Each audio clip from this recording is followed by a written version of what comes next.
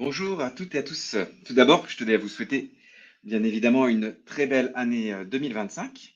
Et donc, je suis ravi de vous accueillir de nouveau pour ce huitième rendez-vous de la correction du challenge du paramétrage avancé SILAE, comme je l'avais évoqué la semaine dernière. Ce challenge qui est bimensuel dorénavant, que j'ai mis en place pour explorer ensemble les subtilités du paramétrage avancé sur SILAE, dans le but d'apprendre et de se challenger en même temps. J'en profite toujours pour remercier les différentes idées, propositions d'exercices qui me viennent.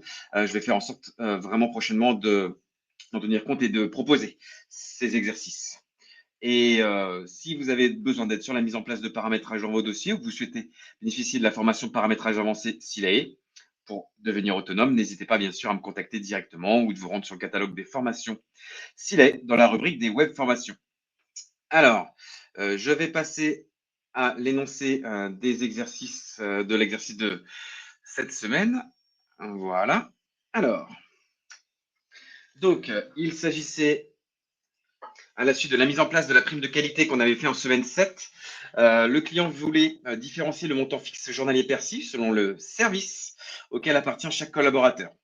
Donc, on nous demandait de pouvoir le mettre en place sur cette prime-là, avec, on a en dessous les différents montants. Donc, il y a 4 différents services à mettre en place.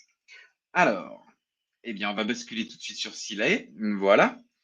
Donc là, je suis toujours sur mon dossier et si je vais dans mon profil de prime, j'avais effectivement créé cette prime de qualité où j'avais utilisé un montant particulier qualité puisque je n'avais qu'un seul montant. Alors là, il y a deux solutions possibles, hein. Encore une fois, moi, je propose la mienne mais il y a peut-être différentes façons de faire. Là, il y aurait eu deux cas aussi pour moi. Est-ce que je crée quatre montants particuliers et derrière, je vais, selon les services que je vais créer, je vais aller affecter ce montant particulier et ou je ne crée pas de montant particulier et je le fais ici directement. Je vais faire comme ça pour la correction, mais bien évidemment, je vous encourage à utiliser les montants particuliers puisque ça permet quand même une facilité pour les modifier. Alors, donc ici, je vais utiliser mon cas général. Alors, par exemple, j'avais le service commercial qui était à 4,50 €. Eh bien, je vais lui dire, je vais garder ici mes 4,50 €. Voilà, c'était. Donc là, je vais lui dire que mon montant de prime, il est 4,50 €. Bon, par contre, il va falloir quand même maintenant différencier. Eh bien, je vais aller ici dans ma gestion, dans mon imputation analytique. Je vais utiliser ces imputations analytiques pour pouvoir faire mes différenciations. Ici, je vais faire un clic droit, nouvelle catégorie. Je vais créer ma catégorie service. Voilà. Donc, comme ça, c'est créé. Et je vais créer mes quatre services. Donc là, je vais créer mon premier service, donc qui va être commercial.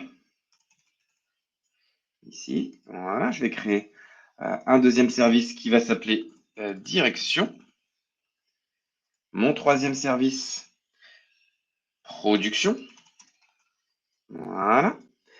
Et mon dernier service, recherche et développement, recherche dev. Voilà. Et je sauve.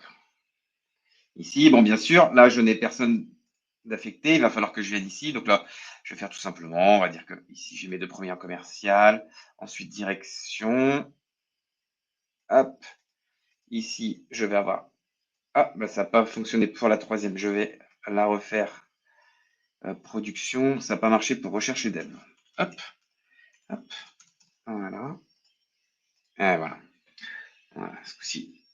Je sauve. Donc là, j'ai créé maintenant mes quatre affectations. Et donc ici, ce que je vais faire, c'est que je vais revenir là. Donc là, je veux dire de base, c'est mon montant prime de 4,50. Donc on va dire que ce sont mes commerciaux ici. Donc il va falloir que je vais créer mes trois prochains. Eh bien, je vais aller juste en dessous et dire, je vais utiliser la fonction if affectation analytique. D'accord.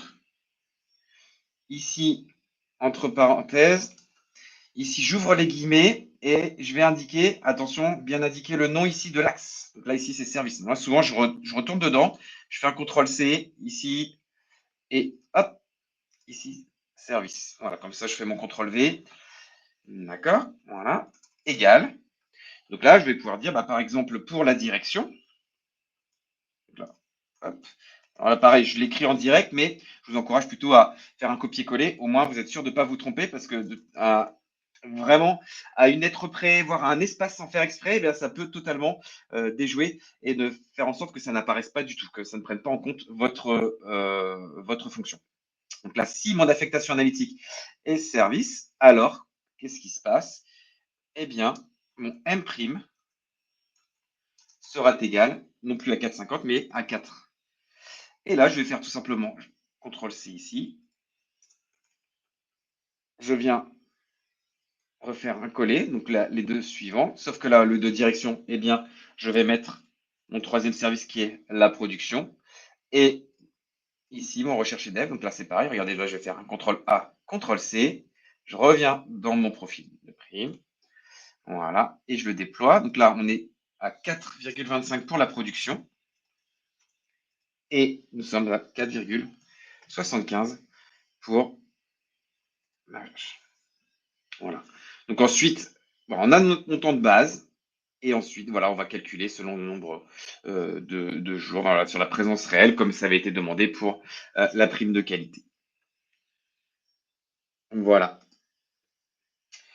Pour cet exercice-là, eh bien, sur ce, je vous souhaite une bonne fin de journée. À très vite la semaine prochaine pour la correction du challenge numéro 9 et puis un nouvel intitulé d'exercice. Bye bye.